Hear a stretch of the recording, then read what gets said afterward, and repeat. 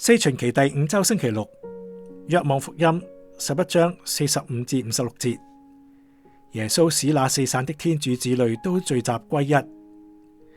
默想，若望福音11章45至56節，帶我哋進入一個信仰同埋衝突交織嘅世界。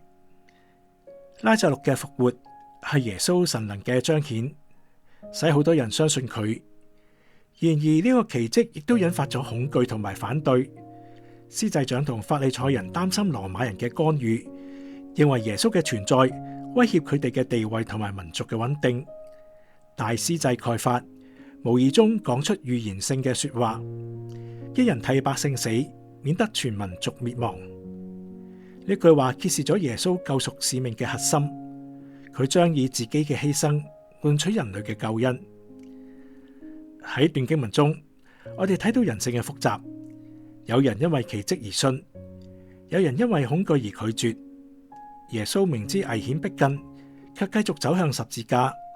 呢一份犧牲嘅愛，邀請我哋反思：我哋係咪回應天主嘅恩典？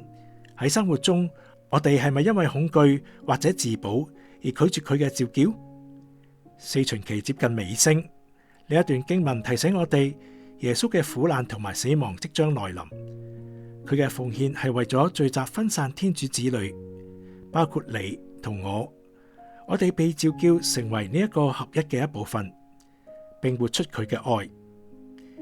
建議行動：花幾分鐘安靜地反思，喺生活中有邊啲恐懼同埋私利阻礙我哋更深入咁信靠天主。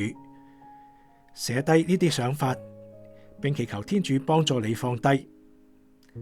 效法耶穌嘅犧牲精神，今日為某啲人做一件無私嘅事，例如幫助有需要嘅人，傾聽朋友嘅困難，或者為某人祈禱。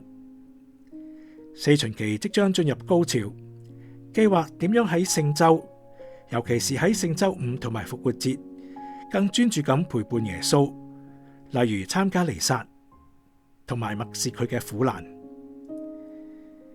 祈禱。天父，感謝你賜下你嘅聖子耶穌，佢以無比嘅愛為我哋走向十字架。